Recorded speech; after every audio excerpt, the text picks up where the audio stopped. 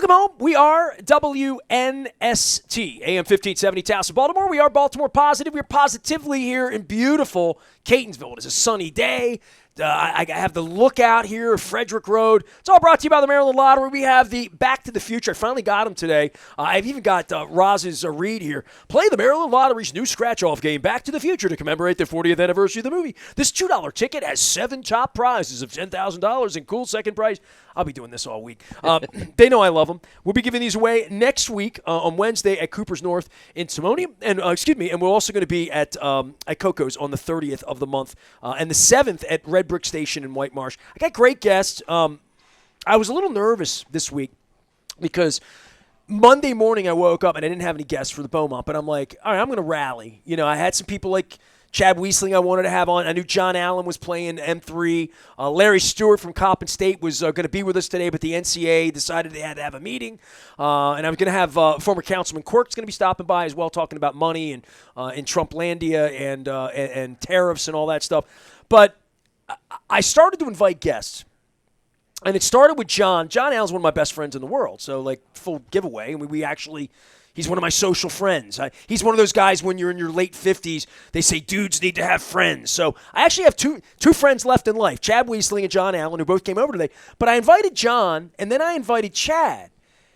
And Chad hit me back. He's like, yeah, I can do that. And I'm like, because you were going to call in, but then you can make it today. And I'm like, well, cool, I got Chad. And then John's like, yeah, I can come out. And I'm like, oh, Chad's going to love this, you know. So I told my wife, I'm like, Monday night, I'm like, I'm planning on bringing John and Chad together, and that's going to freak Chad out when he shows up and sees John here.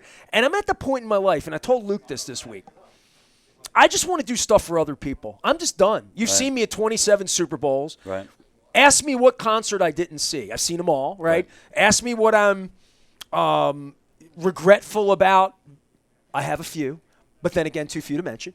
And I'm like, I get off on like doing favors for friends or doing stupid stuff like what I did for you today, which is sort of like, you've been this fan of John forever. We've known each other forever. You're like, I know you know John. And then you and I went to a show and you met him and you bought a bunch of merch, but he was surrounded by girls and boys and fans and all that stuff. It was late at night. You felt like being an NFL agent, you know what it's like when the stars had enough, and you didn't want to be that guy with John. So you and I went drinking that night together, and I'm like, this is going to be fun to put like John and Chad together. And then I got the timing all organized.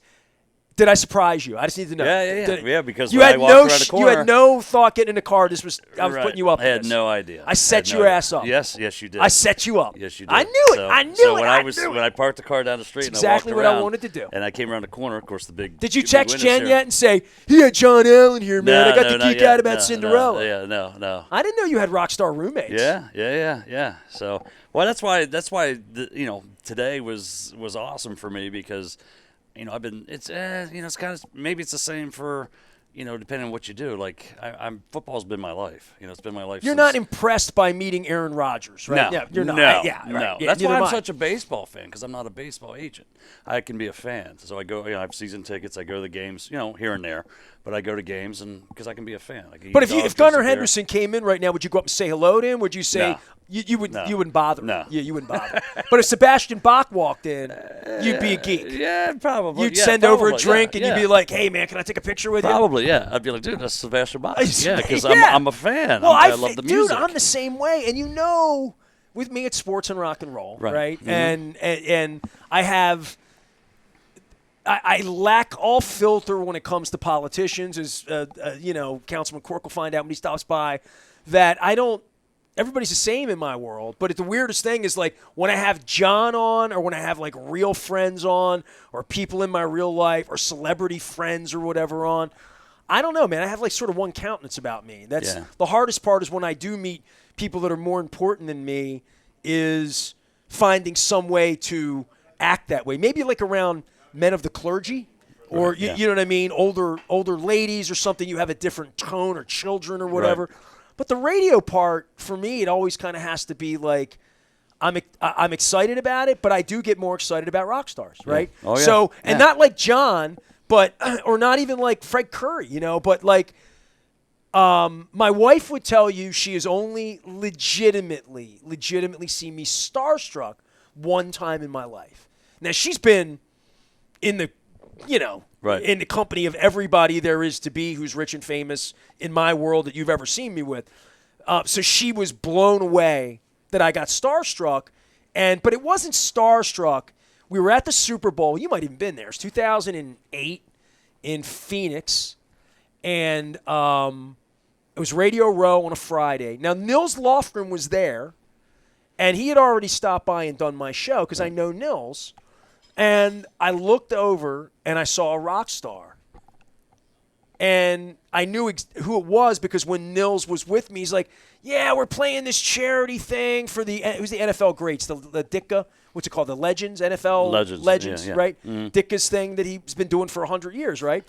He said, yeah, we're playing this thing in Scottsdale, and it's an all-star band. It's me, it's Paul Rogers. He went on and on and on. And I looked over, and there was Paul Rogers, 10 feet away, right where Paulie's standing. And I jumped over the table. My wife's like, dude, I've never, seen you. You move like a jackal. Mm-hmm. I just leaped over and grabbed him and put him on. And it didn't even occur to me that I had met him 2 other times in my life. I mean, I met him in New York City one time and hung out in his boardroom. But there was just this moment of my competitiveness that he needed to do my show at the Super Bowl. Right. And anybody that ever listened to my Super Bowl stuff, you know what a competitive prick I am. I mean, ask Stan Charles, ask anybody in the marketplace how competitive my sports juice is, but I'm that way about guests. Right. I don't think Dan Marino's a big deal if he walked in here and sat down, but if I'm at Radio Row and I got to get a guest, I'm getting Dan Marino. Right. And the proof is in the pudding on the website. You can see all the guests we had. That's because of my hustle in that way, but not because of my fanboy. Right. The Paul Rogers thing was total fanboy. Right. And my wife saw the difference. Right. She's like, I've never seen you act like that, dude. You were going to tackle him. You had to get him over. And Drew Forrester was sitting doing live radio, and I said to him during the break, I'm like, dude, if Paul Rogers comes over here, you're getting up. You're just going to have to move. And he said, I don't care about Paul Rogers. I'm like, fine. So he saw me coming. Drew just handed me the headset and said, go for it. Right. And I had 12 minutes with Paul Rogers. Right. And I don't know why that strikes me as being so fanboy, except that it was a rock star. It wasn't a football player. It wasn't Kareem Abdul-Jabbar. It wasn't – there's something about rock stars, right? Right. Yeah. I think. There's something about talent, too. Even with John. Listen, he's a talented guy, man. I've told you that. I know you love John. I love Child's Play. I love Charm City Devils. SR-71, that was that kind of punky rock era. I wasn't, but it's not your music. But I rooted for them, and Mitch Allen because they were Baltimore, Maryland ties. So whenever it I was in like Cooper's Blink, North. when it was like Blink 182, I was like, well, I like SR-71 because they're from Maryland. I was in Cooper's North 2 weeks ago with my wife, and I went to the bathroom, and as I was going in, I heard the sound of the music. It was 1985, which John wrote, right? Oh, he's not here, so I can tell this story. So John calls me in 2004, 4 or 5, and this is, we're just texting at that point, but my phone rang. It was John. Hey, man, what's up? You all right? Yeah, everything, it's always, you all right? He's like, hey, dude, I'm in Cleveland this weekend, and the Ravens are there. You think you could get me tickets? The band's here. And I'm like, yeah, I called Baker, and I said, that would be great. You want to hang out? I said, I'm sitting in the stands. This is before Twitter and all that. I sat in the stands. I bought tickets with my wife. So we all sat together at the game. It wasn't the X Games, but it was the whatever the other games were that were going on. They were playing the skate punk park thing going on in Cleveland. So they were playing this, was it the ESPN games, the X Games, whatever that thing was, they were playing it. And it was in October, and it was a festival in downtown Cleveland. And he came with the band, and Mitch Allen was dating a actress, Kelly Hu, at the time. She was with us, and John was there. And I'm sitting with John at the game, and they played one of the SR-71 songs on the thing because they were there, and they were promoting the X Games thing that was there. And I said to John, I'm like, dude, I heard the greatest song on the radio recently. A song called 1985. Have you heard that song? She's still shaking my ass on White Snake's car, Yeah. He's like, Ness, I wrote that song. Mitch and I wrote that song. And I'm like, I'm sitting in Cleveland Stadium at a football game, and I just went down in a seat like this. I'm like, dude, you've been one of my best friends all my life. How did I not know this? He's like, yeah, we wrote it. We were going to record it, but like what's the name of the band that recorded? I don't even know the name of the band. The something of somethings, whatever they were. They recorded that song and made it. It was a big hit, right? Mm-hmm. But anytime I hear 1985 now, I have to like slump in my seat because one of my best friends in the world wrote it, right. And I didn't know it until I embarrassed myself by saying, hey, I heard a great song, and it was his song. I think he thinks that, like, I knew about it, was just trying to, like, elbow him up, but I really did hear it. Right. But they wrote that song. So there's, like, something people in my audience don't even know, that when I hear that song, I'm like, that's John's song. Right. That's his biggest hit. Right. And we sat here for an hour, and you would never you would talk about all the other bands and all that stuff, but he wrote a big hit. That surprised me. Yeah, like, that's why I said. Did you not know that? I didn't know that. No, I don't think. You know so. the song? Yeah, She's I still know. preoccupied with yeah. that? Yeah, John wrote that song. Right. Yeah. No, I don't think I. No, you just told me. I did not know that. I also have a good football story that's like that. So, Mel Kiper, because you're an NFL agent, because this will lead us into the draft talks. This is a good segue piece for me. 1997 or 8. Well, it might have been 97 because Vinny was still the quarterback. 97. I had a big job interview at ESPN at the Worldwide. The only time I've ever been on campus there. Right. So in 1997, I had an interview to kick off ESPN Radio. Mike Greenberg got my job. He got the job that I was up for. Mel Kiper was working there. This was when Joe D'Ambrosius, Tony Bruno, I'm trying to think of the third guy. He was a very wonderful man. I see his picture. He was a silver-haired fella. We're going back 28 years here. ESPN Radio was a nighttime weekend thing. It wasn't like a format yet. Right. One-on-one Sports was the only nationally syndicated radio. I know this because I owned the radio station at the time. So I had a big interview at ESPN at the Worldwide Leader in the big headquarters. And it was a Saturday afternoon, and the Ravens played the Jets the next day. Vinny threw an overtime touchdown pass in the rain to Derek Alexander in the back of the end zone in overtime to win the game. So there was the day before that. It was like October, and I'm like interviewing for a big job. And I'm up there on that Saturday, spent the whole day in the offices there meeting people, hanging out. And Mel Kiper was there, and I know Mel. Mm-hmm. Mel had the hair at. He was doing the ESPN radio, what it was then radio, on that Saturday, watching all the games and doing cut-ins on ESPN. Not on television, on radio. And he said to me, hey, Nestor, you're going down to the game, right? The Meadowlands. I'm like, yeah. He's like, hey, man, I take a train out of New Haven. You want to go with me? And I was going to rent a car, I think. And he's like, go with me. I got a driver. I leave here at 5:30. I do my last hit. We get in, take 7:05 train. We're gonna be down in New York at 9. Whatever it was to do the train. I'm like, Mel, yeah, sure, I'll go with you. And I don't think I've seen Mel 5 times since. You know what I mean? I don't see Mel, but I know Mel, but I don't see Mel much. So that day we got in the town car, went down to the New Haven train station, got on the train, went into the city. We're together. We arrive in the train station in New York City, and we get a cab. And you imagine 1997, there's the Felt Forum and the Madison Square Garden. You come up, cab stand, we get in the cab. We're taking Mel's paying. He's made more money than me then. Right. And so the cab from downtown over to Meadowlands was like $60 in. I mean, it was like a lot of money, more than I would have wanted to pay being a kid. And we get in the cab, and Mel and I are in the back seat. And I see Madison Square Garden. I'm in New York. It's before I was syndicated. I was in New York a little, taken back by New York. It's big and beautiful. I'm 29 years old then, so I wasn't a kid. And I turned to Mel, and it's small talking like I'm small talking to you right now, or like even John. Hey, I heard the song I like. I said to Mel, I looked up and saw the Felt Forum. I said, yeah, NFL draft. Ogden got drafted here. I was here last year when Ogden got drafted. I said, and we're just like, I'm making small talk. I'm like, hey, Mel, did you ever see Jerry Maguire? And he looks at me, and there's this dead silence, and he said, Nestor, I was in Jerry Maguire. Right. Yeah. And at that moment, I wanted to get out of the cab out on 8th Avenue and just walk to the Meadowlands because you feel like such a schlub, right? But you don't know. But the draft has been in my life since the 80s. I always kid, Howard when I have him on from out in the desert. in Arizona. I watched you on ESPN when it was the round logo and when it was Tom Mees and Chris Berman and all of that 1983 draft, 84, 85. I watched the NFL draft when the Colts left because I was an Oiler fan. Right. I remember when they drafted Mike Munchak. I remember when they drafted Bruce Matthews. I certainly remember when they drafted Steve McNair at Alcorn State, right? So I remember every draft. And then in 1996, we got our own football team. And I went up. John Ogden handed me the hat off his head. I have the first hat in Ravens history, the silver hat. I have that. It's like the holy grail for me. And I was there when they drafted Ray Lewis instead of Leland McElroy.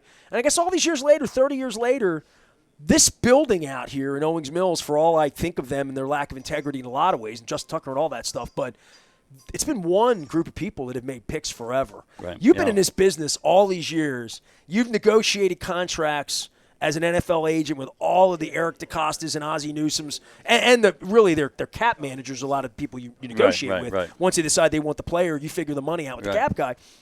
But, how many times have you walked into the Bears building or the Packers building? Maybe not the Packers, but there's buildings in this league where every 2, 3, 4 years you got different. The only thing in the building that's the same are the walls. Right. In many cases in the NFL. Look at the Raiders. And, the continuity in an industry that doesn't have any, that the Ravens have it, you must see that as an incredible strength for them. 100%. There are, organizations that are, I call them top shelf, which, the Raiders and the Packers and, some of those franchises have. And it's just consistency. It's just, not a lot of turnover. It's then you have the teams like the Jets and Raiders and that are firing guys every other year. So it's the business. People, I think when you work on that side, hey, it's not for long. You got to do a good job. That's why you're looking out for these kids, because you realize that no matter who you are, it's short-lived. Oh yeah, very much so. Yeah, I was just talking to somebody, actually a mother of a player yesterday, and I was explaining to her, in most of the other sports, you can play, into your 40s maybe or whatever, but Joe Flacco. Yeah, or Charlie even, Morton. Yeah, or even 30s, but when you play football, your window's maybe up till 30. There are a few people to earn.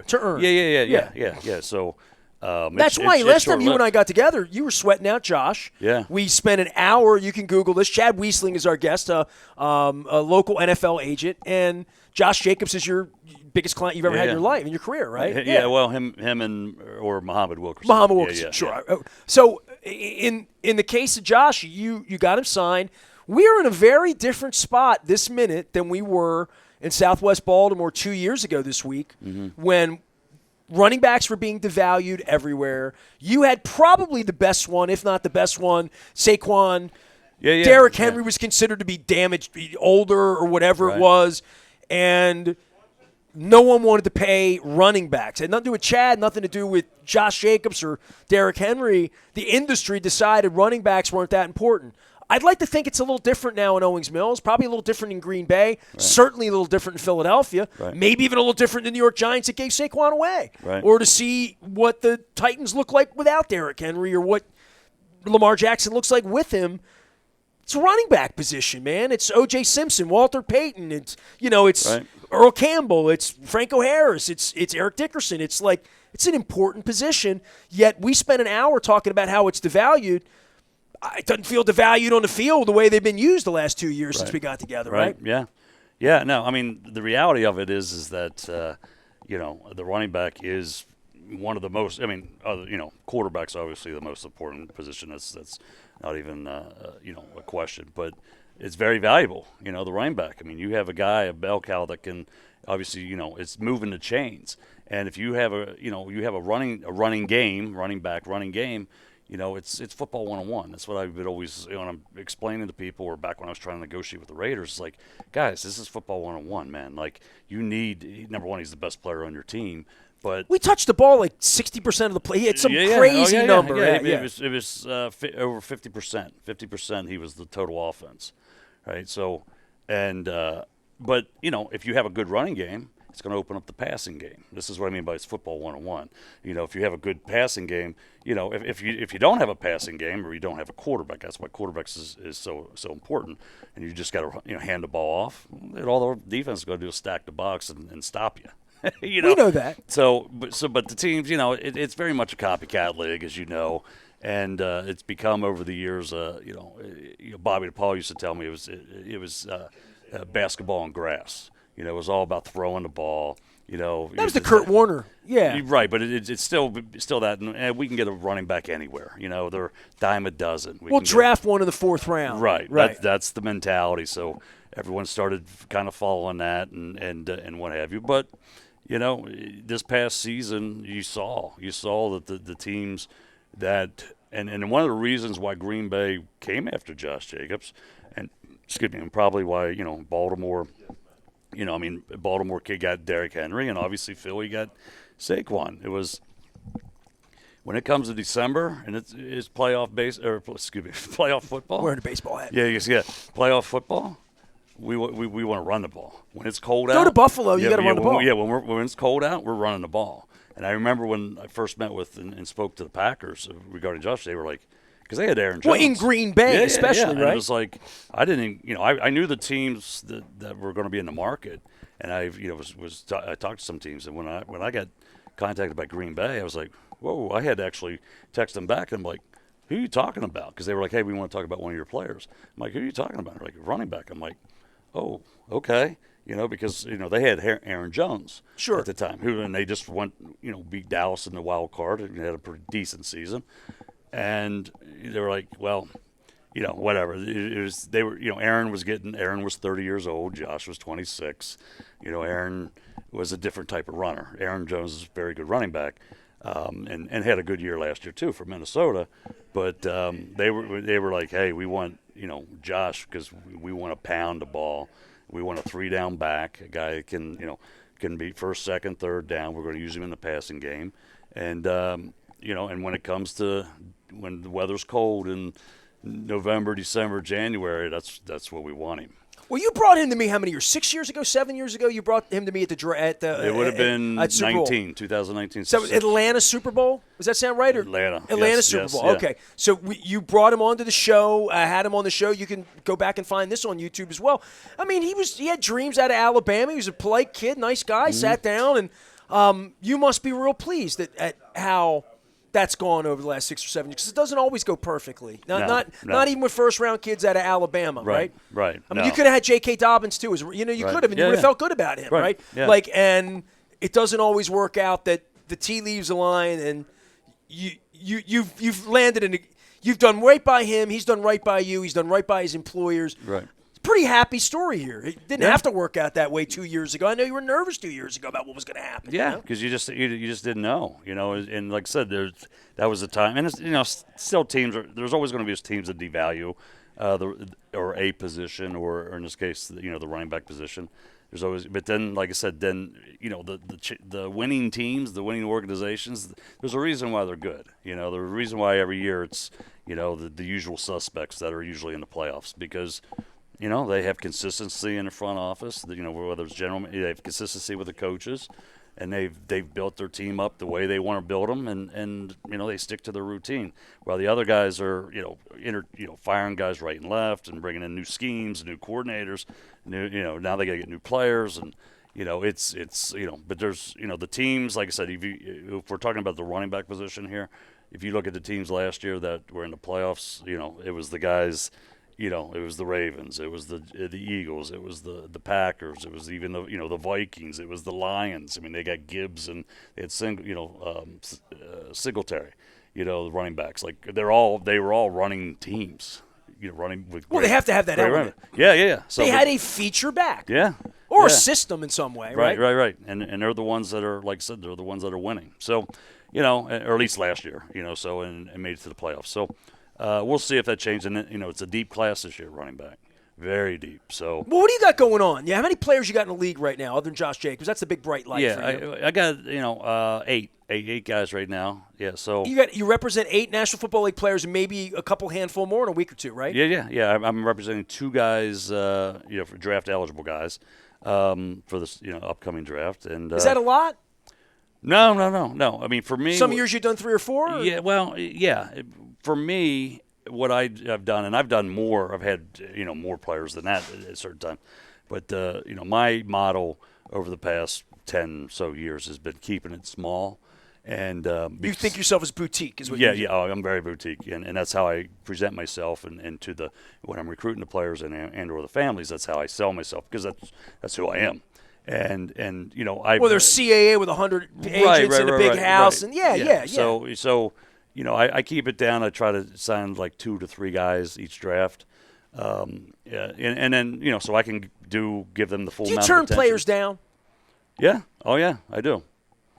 Over money, over potentiality, over ideology, pain in the ass. You know enough to not have a pain in the ass now, right? Yeah. Oh yeah. I had employees here. People come to me all the time and say this, that, whatever. I'm like, I was in the police with a band, and I'm a better solo artist. I just am. I mean, I'm 56. I work with Luke, and I work with who I can work with, but like, I'm not in the talent business at this point. Right. I mean, I don't want to manage people, and I know enough to know, even on a client basis with advertisers, I might not be the right fit for everybody, right? I mean, if you're going to tell me what I can and can't say, you probably shouldn't be advertising with me, right? Right. So I've seen that, and I would think the same thing with these young people where you're like, I'm not going to enjoy working with that kid, and maybe I make some money, but it might not be the juice in the squeeze. Right. I use the expression, I'm not for everybody, not everybody's, for me. Right. So, I have learned over the years to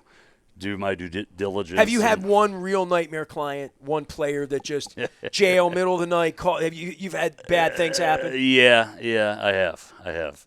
And, at this certain, at this point in my life and in my career, I was just like, no, I'm not doing that anymore. I try to do my best to, vent and get as much information on the players as possible. Number one, and I say this when I recruit players, every year, 2 things I look for is, and during my homework is, are they good enough to play on Sundays, and are they good young men? That's I'm not you may be good to play on Sundays, but if you're going to be a trouble for me or whatever, I'm at this point. I'm not. Well, Rex Ryan would always say to me when he pulled me into the office out there, him and Mike Pett, we don't coach effort here. We don't coach effort. And I would think, I can't coach character, bro. I can't coach integrity, man. I can't. Right. And I'm way old to know that. Like, I can't fix you. Right. And I can't be your daddy, and I can't, Right. You're going to have coaches, you're going to have baby mamas, you're going to have moms, you're going to have family, you're going to have money for the first time in your life. If you're the wrong guy to handle that, I probably don't want you on my team either. Right. I probably don't want to draft you because of that, Right. in my building every day with those kind of problems. Chad Wiestling is here. He is a boutique NFL agent, rock star fan, and a huge Oriole guy. I mean, I could talk Orioles with you all day. I'll do that in a minute. I want to keep it on football. Justin Tucker, not the kicker side, the Hall of Fame side, the money side, the Ravens, the investigation, and I've been doing my own investigating this week on that. You're the agent for that. I know too much about the legal side and how much money he has, and he's fighting this, and he's put his Instagrams out and all that. But the crisis management side of this, from Chad Steele and Sashi Brown to the banner having a lawyer up, to these 16 women on the street, to his reputation, to Royal Farms and Chicken, it's so greasy and sticky and messy all the way through that I even lose sight of Rob Roche, his version of you, who used to call me trying to get $10,000 a night for Justin to come out and do something. Right. I don't know even how you react to that, to shield up if he is innocent, if he is guilty, if there's some middle ground, I don't know. But I know the first call is probably the agent, right? Right. The agent's in on that at a level that is white hot. No matter what the allegation, no matter what the crime, no matter what it is. Oh, yeah. You are red light 3 a.m., it's going off, and you gotta be the fixer, right? You gotta come in and help, right? Yep. And this is when your player needs you more. Guilty, innocent, jail, no jail, cops, red lights, needs a lawyer. Right. But then you're involved. Right. Give me a little crisis management on that, because that's why I ask you, did you have a nightmare client? Because when you take on that nightmare client, even if he's a first-round pick and he might flare out, he might get you paid once, but you know he might go to jail, or he might be dead, or he has a problem that you know is an unfixable problem. Right. I would think at your level, the last thing in the world you want is to have Justin Tucker be your guy for 15 years, and then it had, right. like that's even crazier for the Ravens, for everybody involved in all of this. But I would think that is your Dickens pattern, to use a Tony Robbins thing, to say the ghost of tomorrow is that girl's trouble, that boy's trouble, that thing's trouble, that I shouldn't do that. Right. And I would think that as you get older, you'd like to think that you can avoid those things, but no matter what, the phone can ring and you're getting it first. Right, absolutely. Yeah. So, when something like that happens, I mean, whatever situation, whatever player, I'm usually the agent's usually the first player gets the call from the player or whatever the situation is. It could be from the police to police the player station. ever say to you, "Yeah, I did it, help me," or they always know I didn't do it? And you have to be, don't lie to me, right? You have to be, don't lie to me, right? Yeah. Like you're in a different level of patient privilege here, right? Client privilege. Yeah. No, it's that's the first thing is, what happened? Tell me the truth. Don't lie to me. So then usually probably then the next call for me is, depending on the situation, is to the director of security with the team. Okay, all right, fair enough. Yeah, so that's good to know. I'm letting the team know ASAP, so they don't get caught off guard. Whether it's drunk driving or fight or accusation of doing something, whatever, you got to let the team know. And it's usually the director of security. And it's the agent that does that. It's your job. Yes, okay, yes. fair enough. Okay. And then So players in jail, players in trouble. He reaches for the phone. You literally are the first text. Yeah. Not his parents, not his wife, No. not his lawyer. It's you, and then you get the lawyer. Right? Yeah. Then I'm quarterback. Yeah. Then I'm getting the lawyer. I'm contacting the general manager. I'm contacting the team security. Yeah. How many calls you have to make? There's three. Then there's three. Yeah. Lawyer, team boss, and team security. Yes. Yeah. All right. And then what happens? I guess. And then it's just kind of communicating between all of us how to kind of get what happened.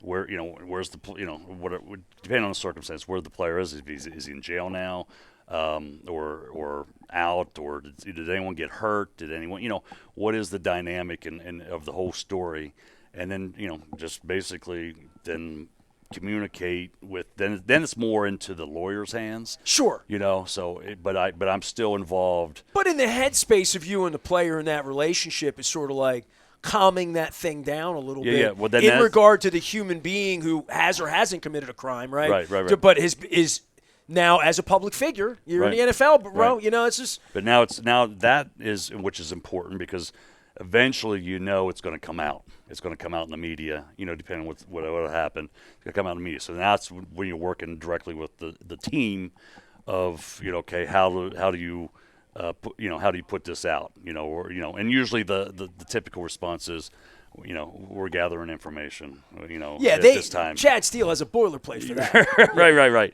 Right. There's no comment on this until as we continue to gather information. That's usually the the response. I'm just shocked by all of it. Right. I mean, the Justin Tucker thing for me, he's still on the roster, so they're standing by him. I was singing Tammy Wynette this week. We all know that. I mean, the difference with that is, if he was a guy that's on the bottom half of the roster, he's gone. He's gone, even if it's just an accusation, which happens out there. That there's just accusations. It's different when there's 16 of them, but when there's accusations, that guy, if he's bottom of the barrel on the roster, I'm finding the whole thing to be fascinating, because they were zero tolerance organization. They endured an awful thing with Ray Rice, and they lied all the way through. He lied, she lied, they lied. Dick Cass, Kevin, they all lied. Nobody lost their job but Ray. Ray lost kind of everything. I took a wrong turn. I didn't take a wrong turn all the way over here. I got detoured. I went by Milford Mill. Yeah. First time I've been by Milford Mill since I wrestled there in 1984. Right. But I took a turn through Pikesville coming this way from Curio Wellness and their new location in Pikesville, which I encourage everyone to visit. Just opened today. And 10 years later, whatever zero tolerance or whatever bourgeois they say, there is a point where, like, Ben Cleveland got rung up for a DUI, and 3 weeks later they gave him money. Right. Like, I would think as the agent, if you're the agent for any player that's gotten a DUI who's in a walk year, it's been an unorthodox offseason for the Ravens for me, and watching their crisis management, lack thereof. And here's the part that really set me off, and I'll say this to you as my friend, but also as a warning that if your player ever gets arrested. The Tucker thing, and I told a person in journalism this yesterday, had a long chat. The thing that's most offensive on the Tucker thing for me isn't whether he did it or didn't. That's up for the 16 people and him and his creator. It's within 5 minutes of that story coming out, he was smearing the journalists. Right. Now, that, like, to me, when he gets his fond farewell from me in writing, when it's time for the door to not hit him in the ass and it's time to go, that's really unacceptable to me. Right. It's one thing to say, I'm innocent, this never happened. Whoever's writing this or saying this is making this up.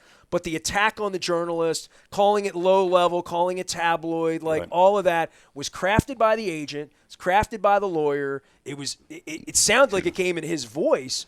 And I'm thinking to myself, that's going to be my takeaway. Within the first half an hour, if I had reported that and I had brought 16 women onto this mic, that he would call me the bad guy. Right. And I found that to be odious. And Yeah. I find that odious with Trump. I find that odious with anybody that's going to blame the messenger who's there, who's always reported the truth, the banner's got their lawyered up now or whatever. But this whole thing is really tawdry, and I think about it from the agent level, the team level, but then the fan level, and then these women who are making the accusations or whatever's happened.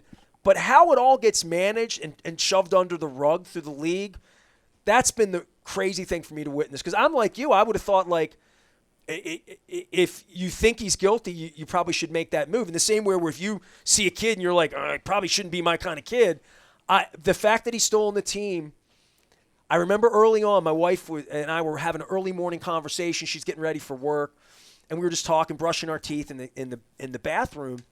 I remember her looking up in the mirror at me, and I said, I think they're going to cut him. And she looked up at me. She was brushing her teeth. She's like, he is a really good kicker. Right. Yep. This is my wife saying this to me, right? And now that we're up against the draft, I keep thinking he's going to kick for them. Right. He's going to kick for somebody. Oh, yeah. Right. Oh, you don't make any dispute about that. No. He's going to kick in this league. I'm sure Steve Bisciotti's thinking, well, I'm behind closed doors. I'm behind a gated community. Nobody's bothering me. As long as he's he not gets going booed to a little jail. bit. As long as he's not going to jail. And he's not. Yeah. I mean, look at the McManus last year from the kicker for Jacksonville. Right. Remember, he was accused from flight attendants. Right. So they cut him right away. Jacksonville got rid of him It's right also away. like the punter from Buffalo who punted in the playoffs. Yeah. How about that guy? Right? Yeah. That man. Whew. That's right up there with the Duke lacrosse team. kids. Yes. Yeah, that absolutely. poor guy. Yeah, Right. Holy cow.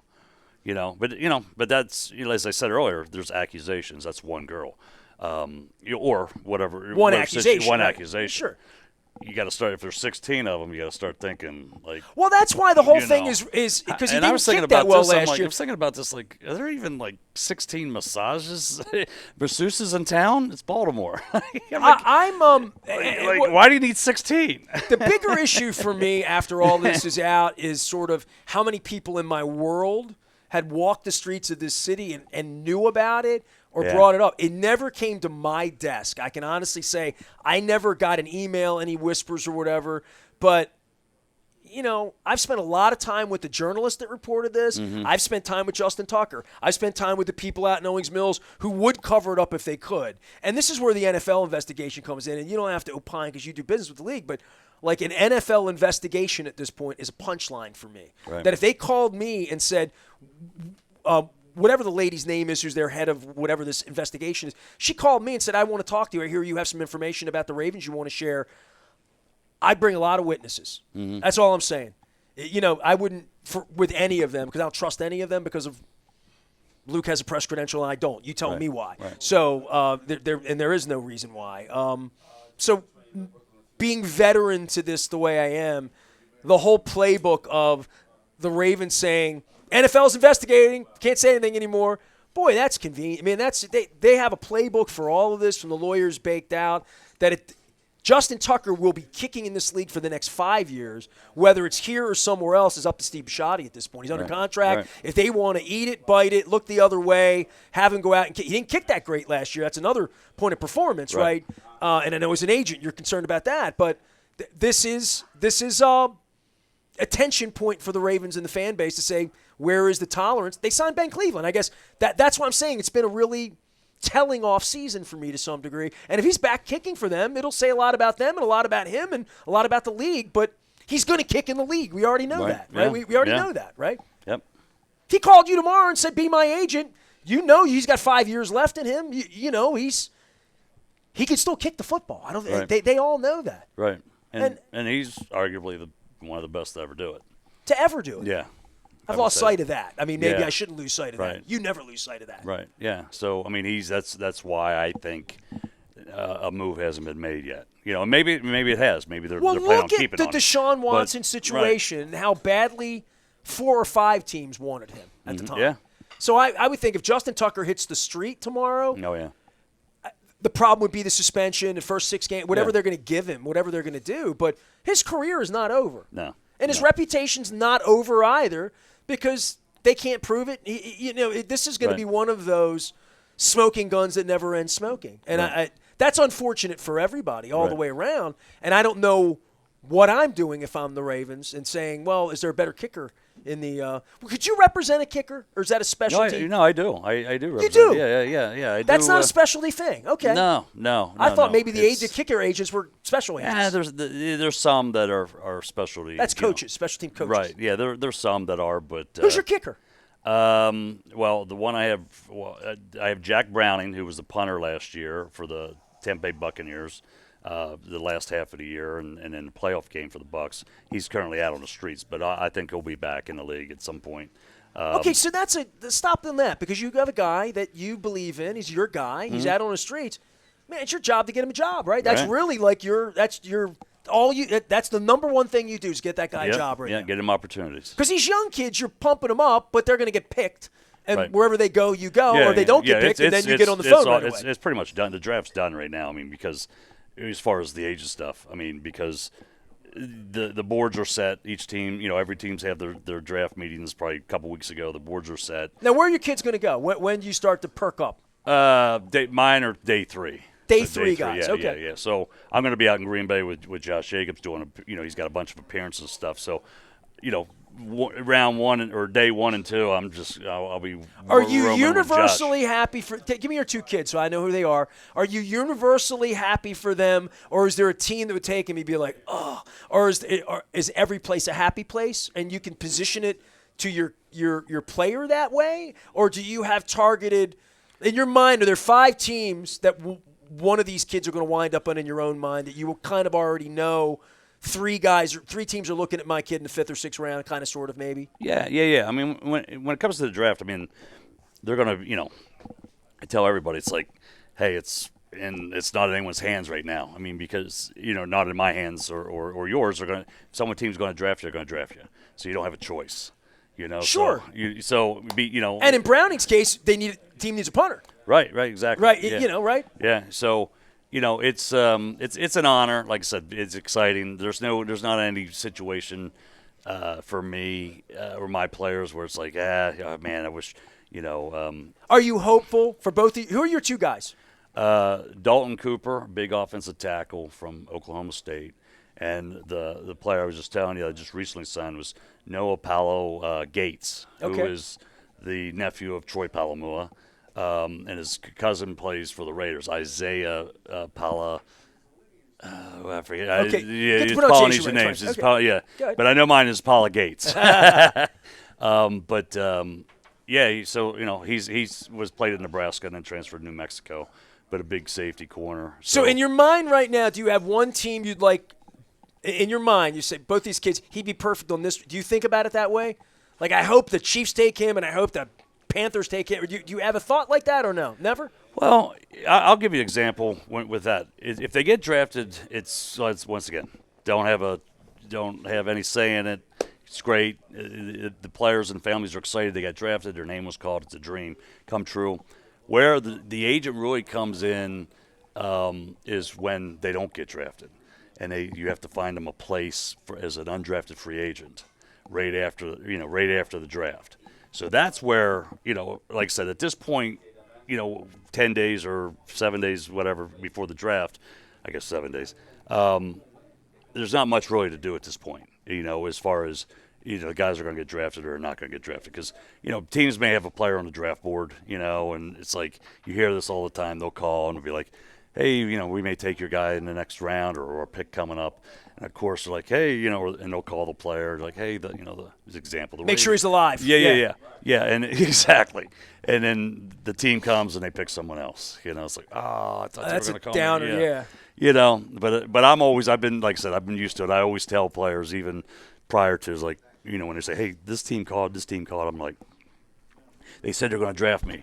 They said they're going to draft me if I'm available. I'm like, we'll see. We'll see. Don't get your hopes up. Yeah. They're telling. Well, you've been at this rodeo for 30 years. They're telling 20 other guys the same thing. Oh, like, right. They're calling and saying, hey, if you're there, we're going to take you. So, which I will give John Gruden credit. In the 2019 draft, he called before, told Josh Jacobs and myself. He said, if he's there, he goes, we're taking him. And I was kind of like, yeah, we'll see. Okay, Chucky. Yeah, I was like, yeah, okay, we'll see. Here you go. And I told Josh too. I'm like, we'll see. They all say that. And sure enough, when they came to their pick, they took him. So I was like, you're a man of your word. I was like, I respected that. Chad Wiestling, I respect him. He is a local agent here in Canton, Maryland. He will be out in Green Bay, Wisconsin, Lambeau Field with his guy Josh Jacobs next week. Orioles pitching. You got anything? Are you worried? Yeah, I just got my shoulder replaced in August. Dude, so if you got an inning in you, I'll take it, man. Yeah. So I can't throw a party right now. Pitching wins, man. You know that. Pitching wins. You worried? Yeah. Oh yeah, I was worried in the offseason when they didn't sign anybody. Well, I'll get you back. We'll talk some baseball in the summer. We'll get you two kids drafted. Off to Green Bay. We're here at the Beaumont in Catonsville. My man Tom Quirk's going to be coming up in a couple of minutes. We got Back to the Future scratch-offs here. They have delicious steaks here, delicious chops here, delicious tenderloin here. They have a chicken fried lobster tail that is to die for. I love the Beaumont salad. State Fair across the street. We got El Guapo and the basement. Life is always great out here in the 21228. My dear friend John Allen, Chad Wiestling, rock and roll. We got some baseball in. We got a lot of football in for the draft. Luke is monitoring the Orioles. The tech service is alive as well. And we're just mixing and matching rock and roll. We're going to get some politics in here momentarily. Go knock them dead out in Green Bay, man. Yes, absolutely. Eat some cheese out there for me, all right? And drink some beer. I'm back for more. They have that here in Catonsville, right. too. Well, we're here at the Beaumont. It's a Maryland Crab Cake Tour presented by the Maryland Lottery. Stay tuned. We're in Catonsville having fun.